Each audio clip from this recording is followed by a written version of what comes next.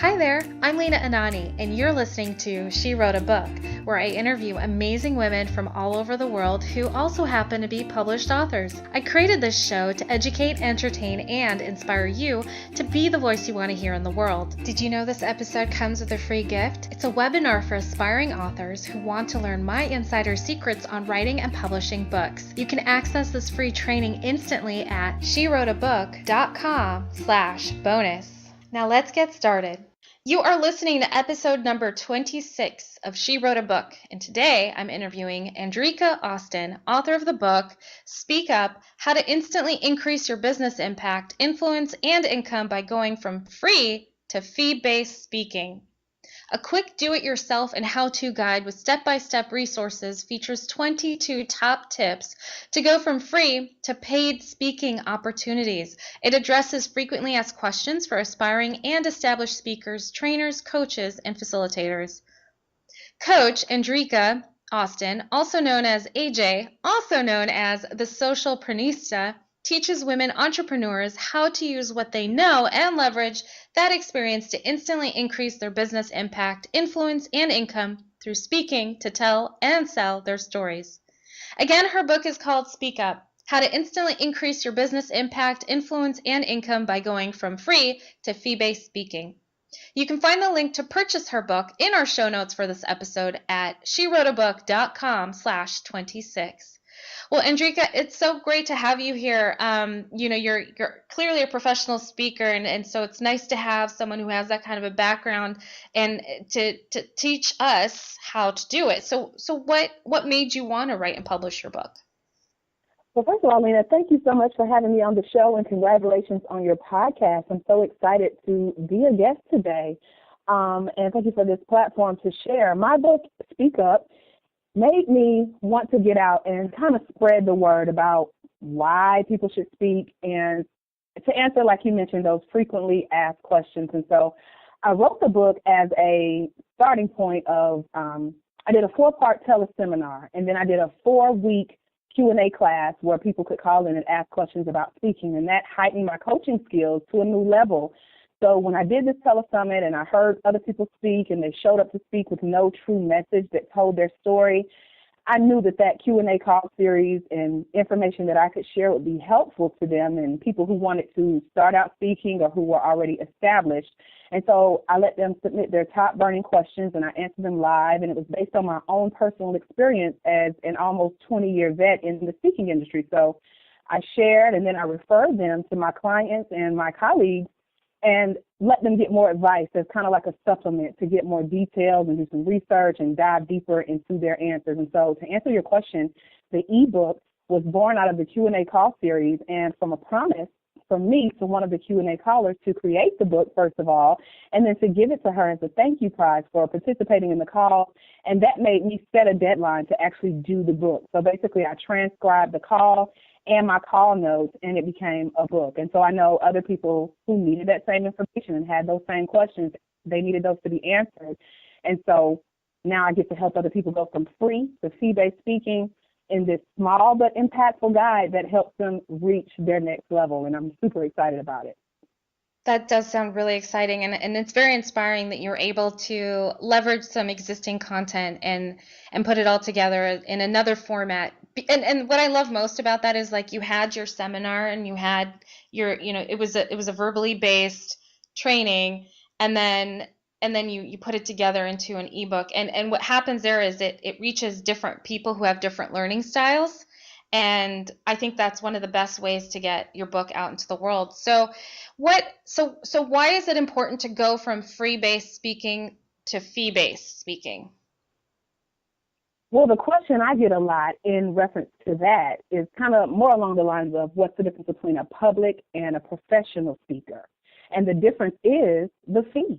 It's the pay. It's the fact that a public speaker is usually not paid and a professional speaker is. Now, if a public speaker ever says that they're paid, it's usually in those occasional honorariums, but those professional speakers get to charge set fees, and they get to package and price on a consistent basis and have people pay them to show up. So that's why it's different. The importance of going from free to fee-based is, of course, the pay. So if you're looking to get paid as a speaker, then you want to know the tips that I share in this book for how to do that in 22 different ways. So let's say I'm someone who does a lot of public speaking. Why can you show me reasons why I'd want to go from being a public speaker to a professional speaker? What Sure. changes outside of just making money? What is the difference, and why would I want to go on that path? Sure. What I can do is just share a little bit about my story of how I got started. I left home at 16 years old, and I lived with cousins and an aunt. And I joined a church that was next door to their house from a flyer that the church handed out in the neighborhood for a stage play that they were doing with their youth department. So I got involved with the church. My mom had always encouraged me and my brothers to stay involved with activities.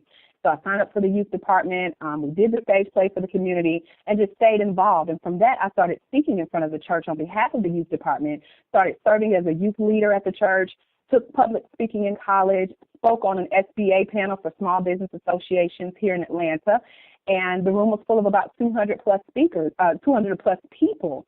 And so now to see that I get to do this, speak on a weekly basis, and do this via my live and online workshops and other collaborative efforts where I show up to share and speak often as a facilitator, a host, a trainer, and a coach, it's beyond just the money. It's the gratitude of being able to see people sit in the audience, hang on to your every word, look at you as an authority figure, as an expert, as a subject matter expert.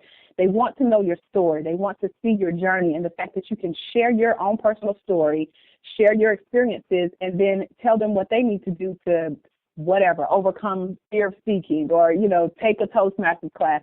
Whatever your message is, it's now being heard. But the bonus and the little cherry on top is the fact that you get paid. So who wouldn't want to make money off of just sharing their story and their journey? That is pretty cool. It sounds like too. It sounds like that once you become a professional speaker, does it seem like you create more opportunities to do more speaking gigs? You definitely do. I do business coaching for my clients, and I encourage them to, it's okay to continue speaking for free, but if you look at, and they get a free copy of my book once they sign up for my program, and they get to read all the tips that I share, and I say, it's still okay to speak for free, because what you want to do is something my pastor would call having a seed in the ground. And what that means is you go out, you volunteer, you give for free, but then you do so with expectation of a harvest or a return on your investment coming back into you. And that's usually in the form of other speaking opportunities, free gifts.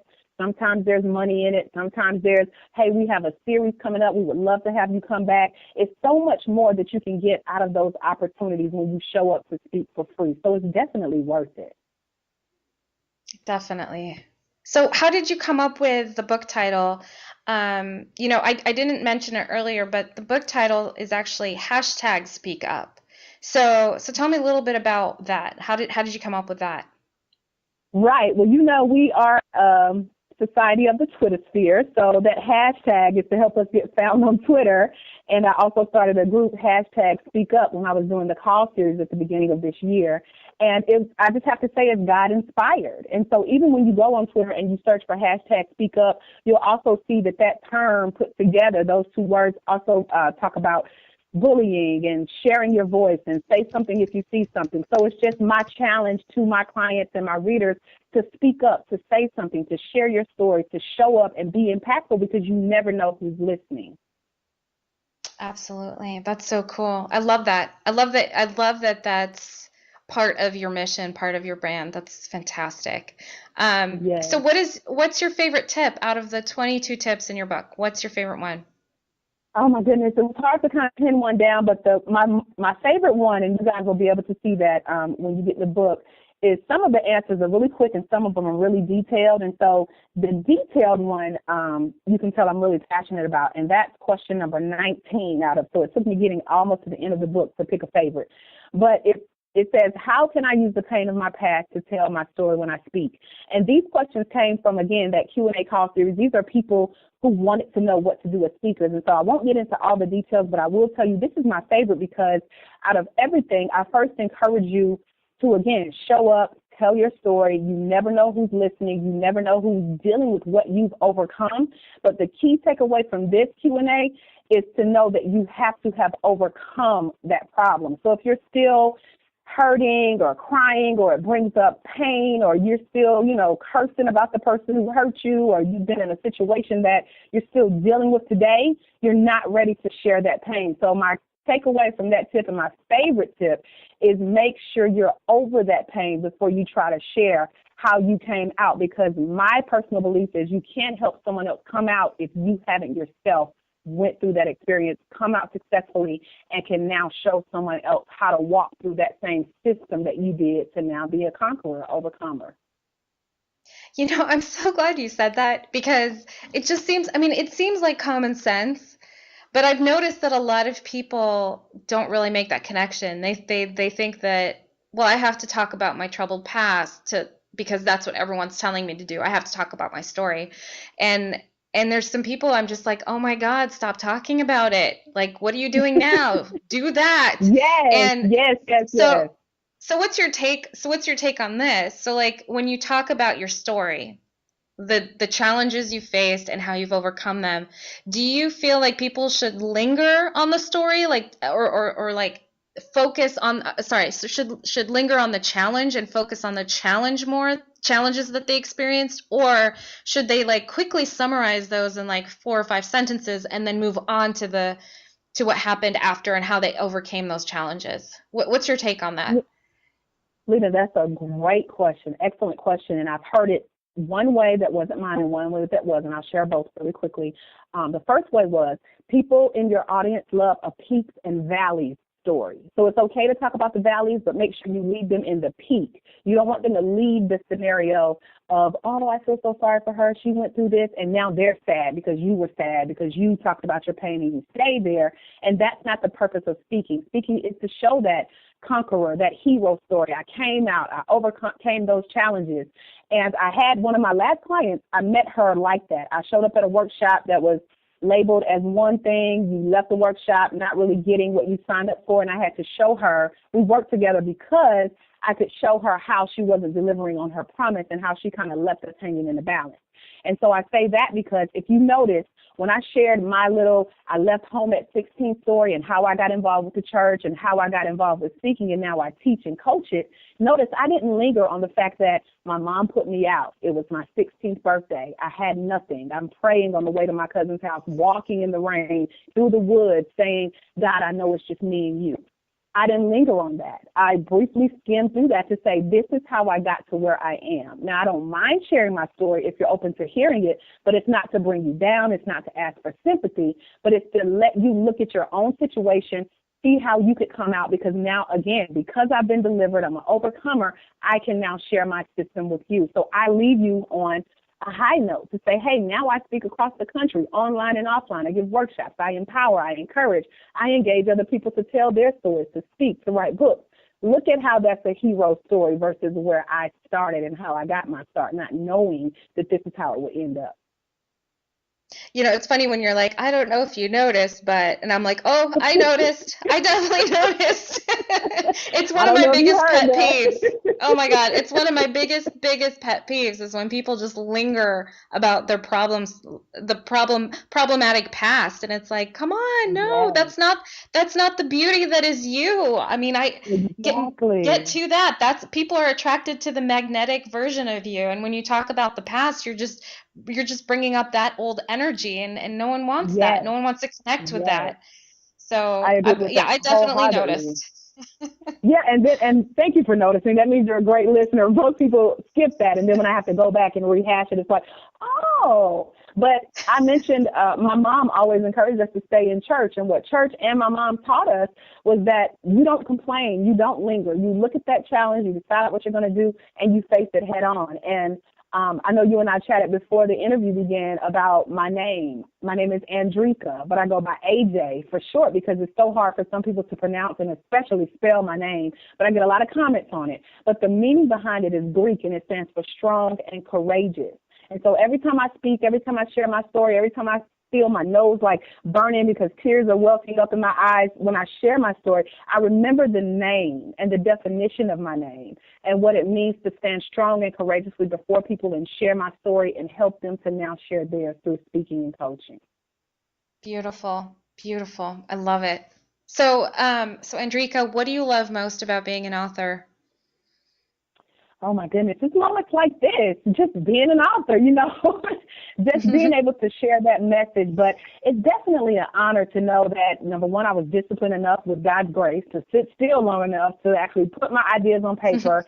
And now that information has been shared as far as from the U.S. to South Africa to Europe. It's just simply amazing. And I feel smart that I'm sharing those smarts with the world now. Plus, as you mentioned earlier, it ignited like a movement for me to continue educating and empowering and engaging other entrepreneurs through other books and workshops and audio programs and videos and teleclasses and through speaking engagements on not only this topic, but also encouraging them on, again, my system of how I got things done, how I wrote my book, and now I can show them how they can write their own books too. So that just tops in my book.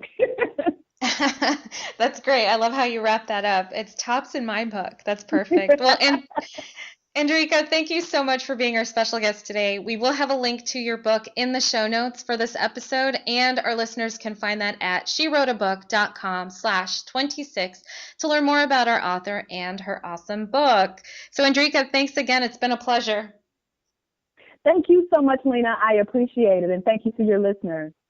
Thank you for listening to She Wrote a Book. If you enjoyed this episode, then subscribe now so you can automatically get access to all new episodes, and feel free to share your inspired thoughts with us in the comments too. I'd love to hear from you. Are you ready to write your own book? Get started now with my quick and concise webinars so you can learn my insider secrets on writing and publishing your own book. Claim your free gift now at shewroteabook.com/bonus. Until then, may you always feel good and make magic. Feel good, make magic now. Lena and Nani will show you how. Ignite that wisdom inside of you and show the world what you do. To publish, write, and promote. Learn the best way to go. OMG, do it now. Lena and Nani will show you